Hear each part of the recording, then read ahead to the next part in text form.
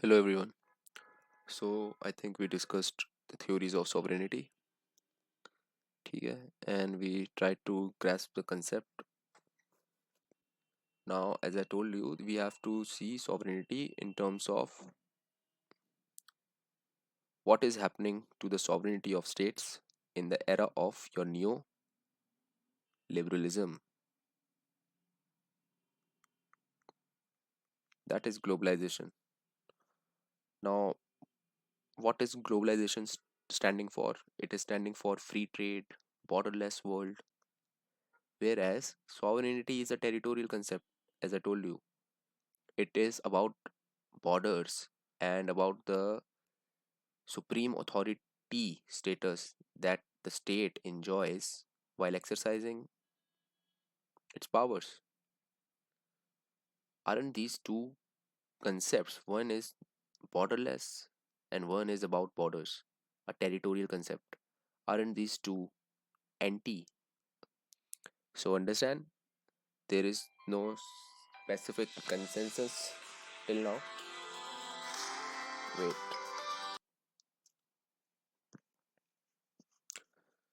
So understand, there is no consensus among us. अरे यार ये चाहता क्या है?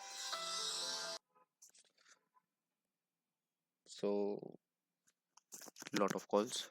Anyhow, again, same thing that I'm trying to say repeatedly. This time, without any intervention, I will say that bhai, there is no consensus among the scholars.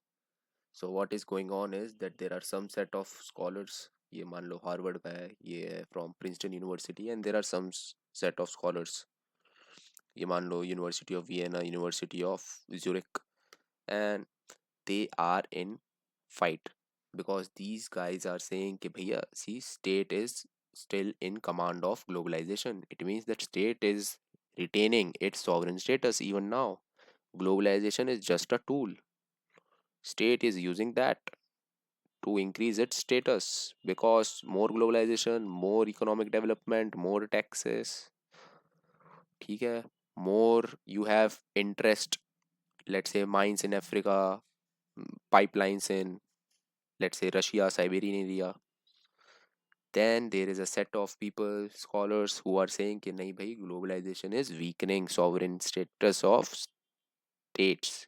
Why? Because globalization is nothing but Americanization. That is USA and the Western society is making everybody open up their borders so that they can sell and they can extract the raw materials from there. But we see that this wala argument has more weight because see, China, the rise of China is totally attributed to your globalization. China became economically very, very rich because of the free trade and the free and fair, let's say, trade practices that were institutionalized by United States and the West, right? And China, because of its economic power, is now getting a huge military and navy, because of which United States cannot act as, let's say, the hegemon of the world because China will give you takkar now. China akele can't, but with Russia, let's say, or let's say if it gets the Eastern Europe plus your Arab world, then bhai, it is a powerful gang, right? So there is a LHS left hand side do not match the right hand side, so you can always give both the sides. So if you do a broad analysis, you can see the war between the globalization versus sovereignty of states in three perspective. Obviously, two will be extremist and one will be your balanced. So globalist will believe that by see, globalization is a real deal. It is a real thing and it has diluted the sovereignty of state, which is true because see, you cannot kill refugees, you cannot kill your people, you cannot let's say curb freedom of speech and expression, right? We see that by United Nation and United Nations Security Council can give sanctions to,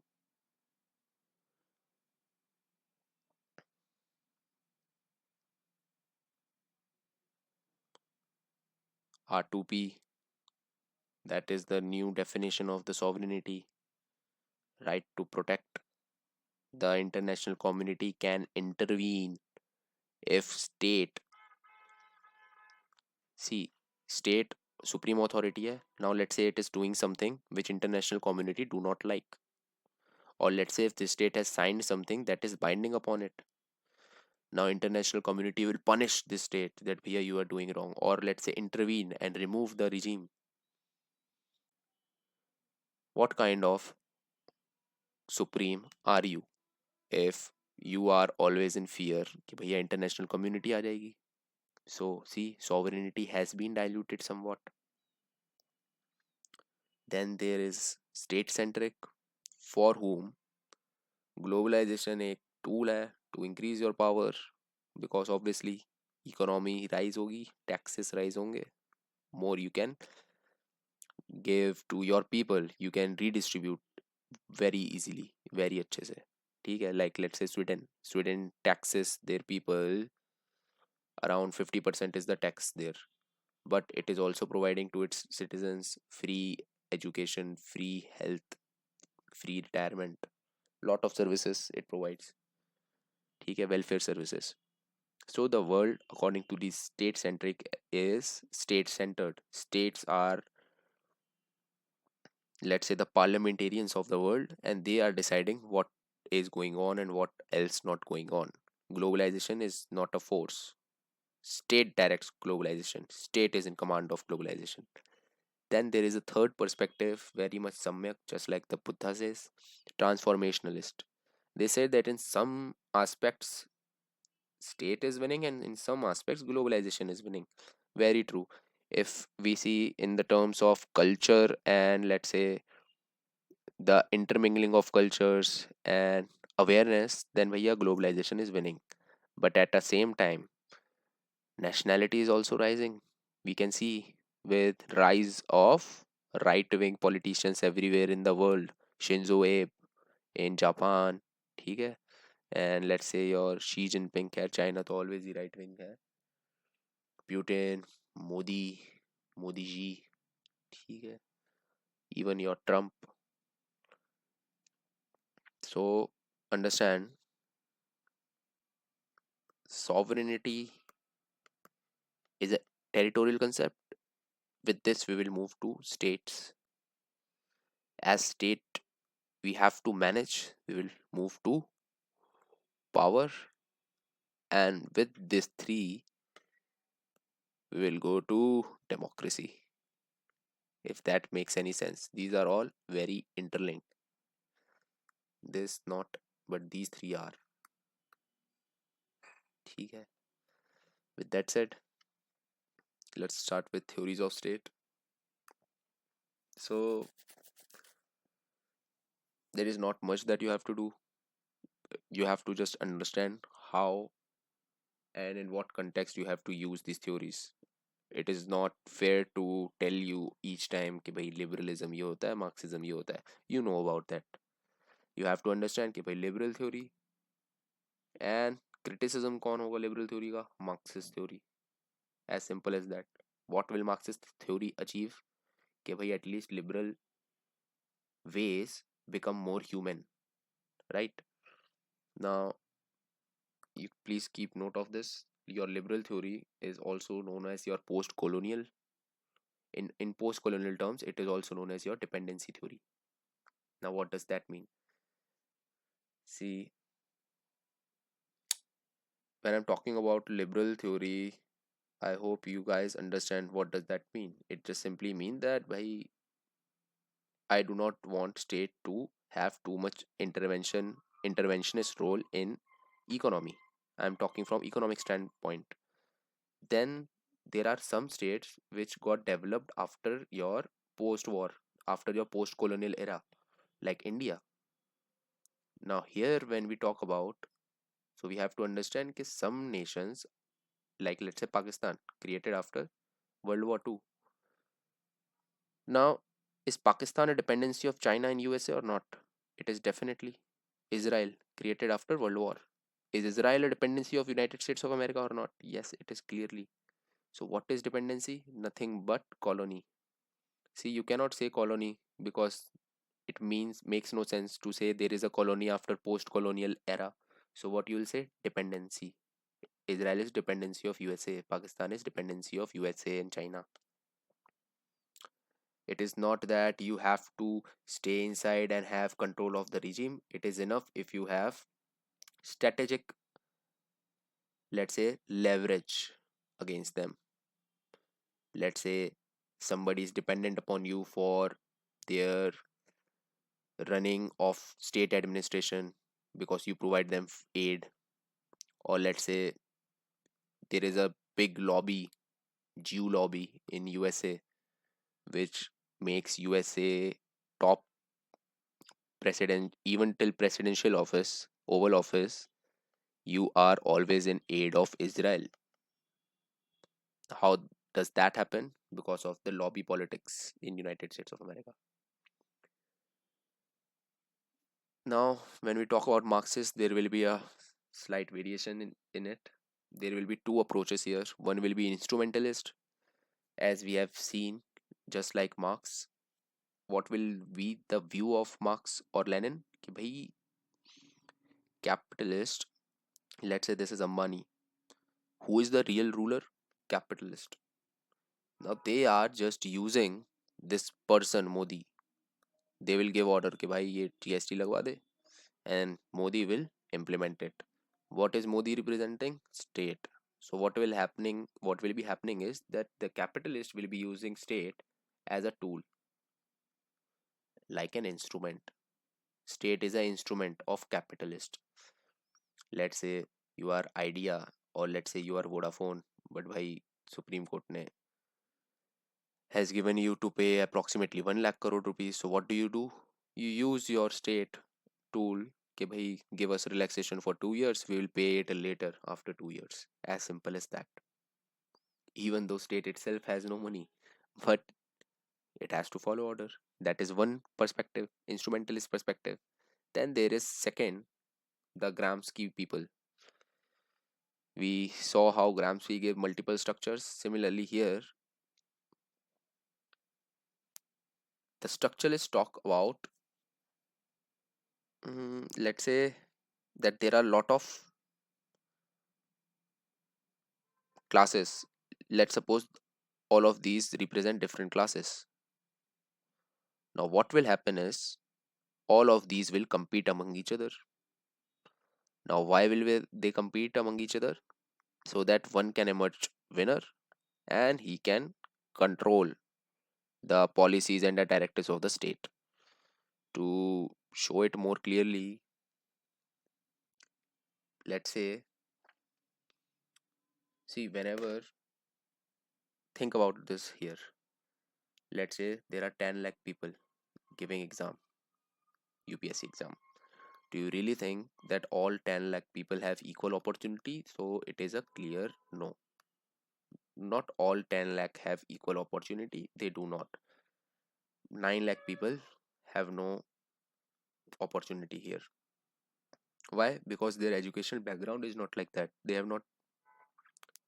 do not have the desired skills, writing skills, reading skill, or let's say that much of economic support or family support.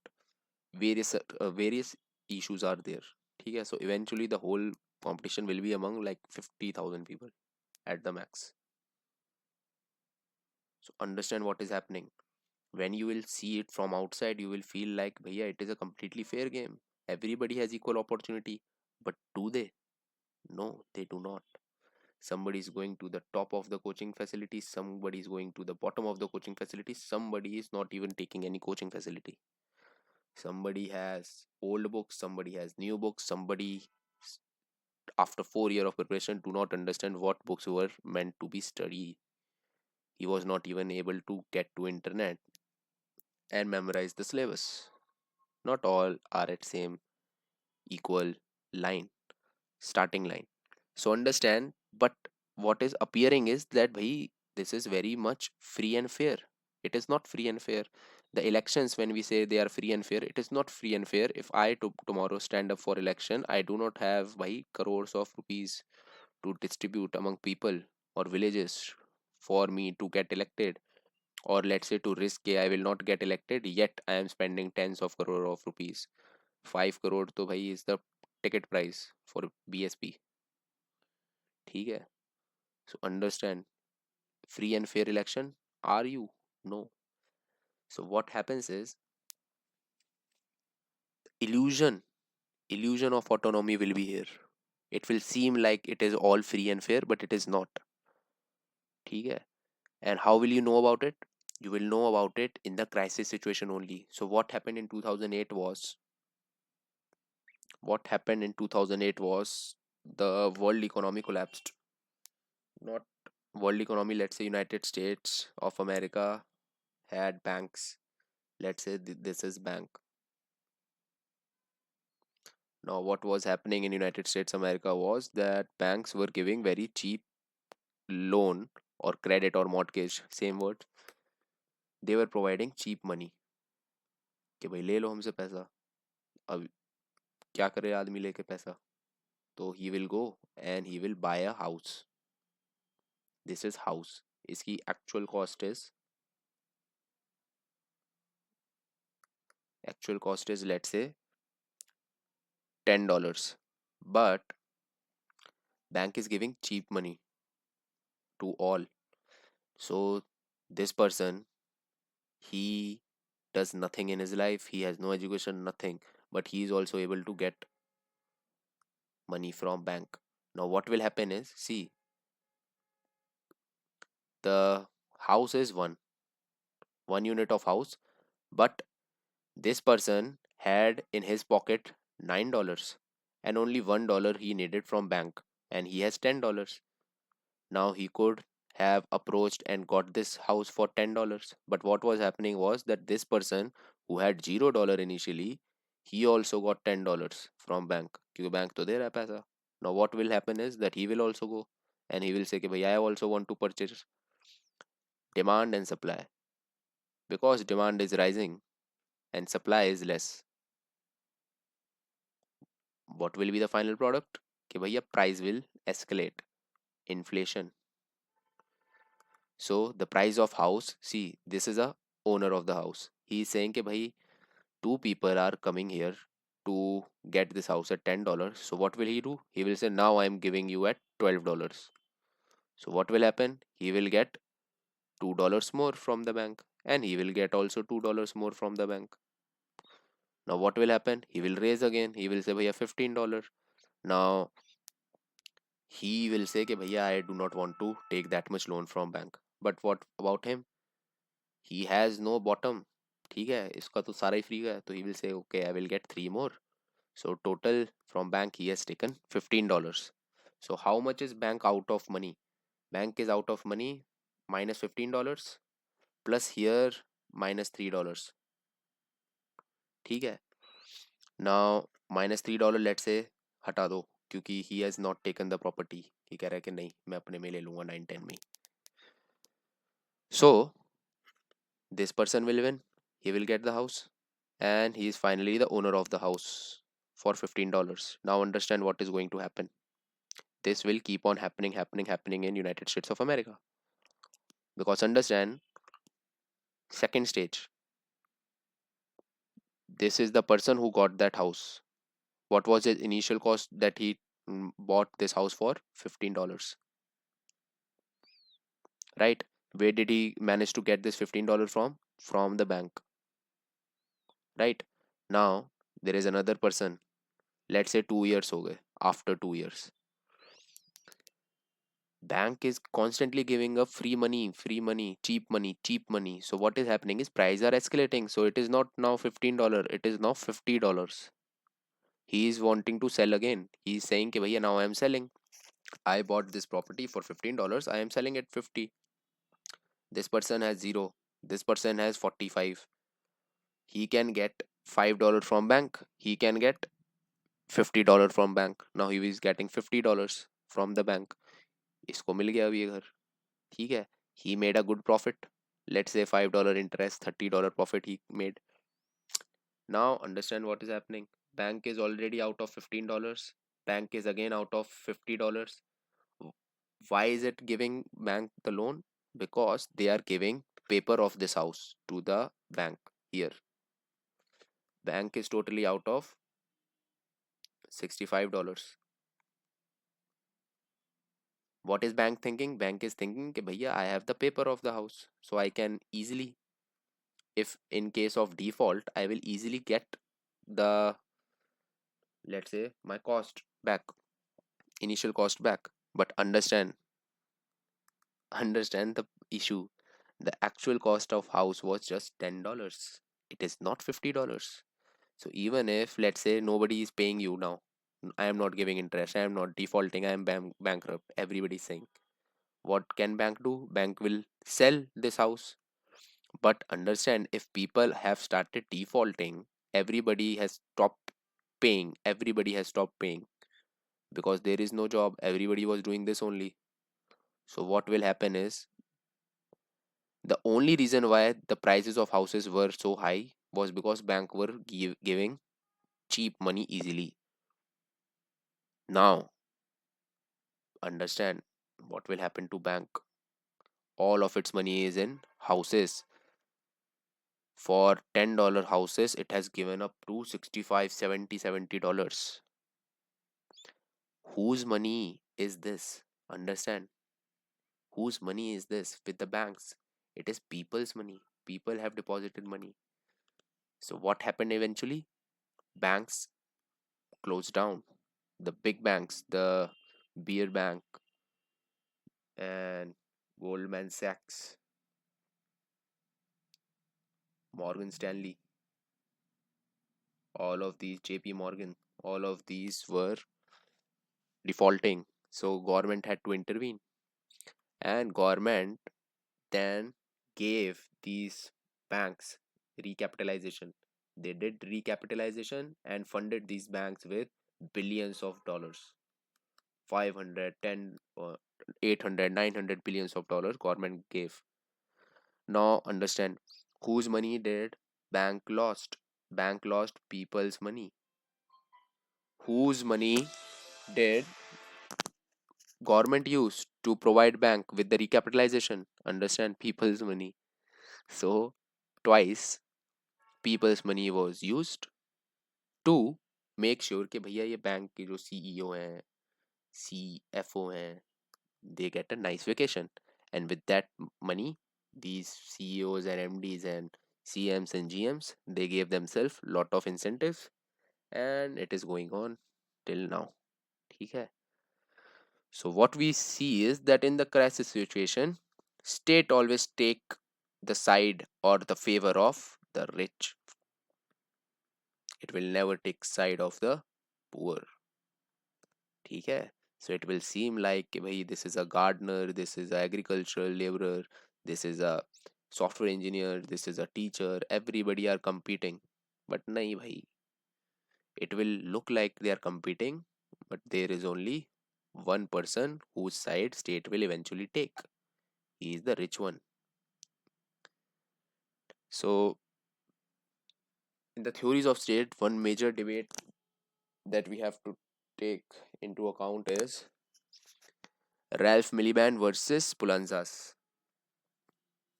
Now understand करना क्या चाह रहे थे ये दोनों. They were examining the nature of state in welfare states. So understand, welfare states, post capitalist societies. Post capitalism is welfare state, if it makes any sense. Post capitalism, capitalism is utilitarian, pleasure. Welfare states, social obligations also state it takes. ठीक है? Post capitalist, capitalist is just police state. Post capitalist is welfare state. I think that is clear. So they want to examine the nature of the state. Okay, are they very effective? Is there very good equitable distribution of resources or wealth or services? Whose side is state taking? Is state independent there or not? So these two will have a debate over this. So understand the viewpoint of Ralph Miliband. According to him, there is no change in lives of the poor. What was the need for welfare state? Welfare states emerged as a, let's say, answer to Marx और socialism कि भैया ठीक है, इससे पहले people start revolting, let's do one thing, let's ourselves he take care of health and education of the people. ठीक है, because there was no trickle down effect going on. So what was important was कि भाई we tax people, the tax the rich, and make sure we provide social welfare schemes to others. This was the approach. Understand? 2008, clear global financial crisis, clear indication that in the times of crisis rich will be favored by the state. ठीक है, and there is no change in the lives of poor. Equit यार, जहाँ पे पहले the poor was having $2 a day, now he is having $4 a day. Thank you very much. But at the same time, the rich was having, Bill Gates was the wealthiest man in the world with just a net worth of, let's say, $30 billion. Now he has $100 billion. So you understand what is going on. ठीक है, and that is after he has given up 30-40 billion of dollars in Africa in making toilets. Pulanza says he coming from the structuralist school, that is Marxist school. Now understand what does he try to do. He talks about a concept that is veil. Try to understand this. There is this state, and the state will have some actors, let's say media. This is an independent media, and what this media will do is whatever state actually want to do, media will come and see, you are, this is your father, this is your mother, and this is you. You do not see na कि भाई what is Modi doing, what is his agenda, what is he talking with Amit Shah. So how do you know what they are trying to do? You only know about the state through this media, what you are being shown. Akshay Kumar ने दिखाया, Uri movie में दिखाया कुछ, news channels ने दिखाया कुछ. Now that is reality to you कि यही हो रहा होगा फिर तो. If you will, if the news channels will show constantly that economy is in, let's say, uncertain circumstances, it is, let's say, wobbling a lot, it is going on a downward trajectory now, it is not doing as good, there is a lot of unemployment right now, then you will talk about that issue. You will know that state is not doing enough. But you are constantly being shown कि भैया see Modi hero, Modi saves this, Modi do that, Modi did that. What will you feel कि भैया they are so good people, such a chai wala, he became such a historic figure, he is father of nation, I think he is. You will start to feel. Now understand what is happening. According to him, there is a curtain between people and the state, and what is coming between the two? The civil societies, because they will create their own narrative for their, what is the, let's say, what will media gain from this? Arey bhaiya, media will gain TRP, media will get more ads, media will get more money, as simple as that. So it will seem to you कि भैया सब is, let's say, everything is working very independently and isolatively, but it is not. ठीक है. Now I think we should leave it at this debate here. Okay.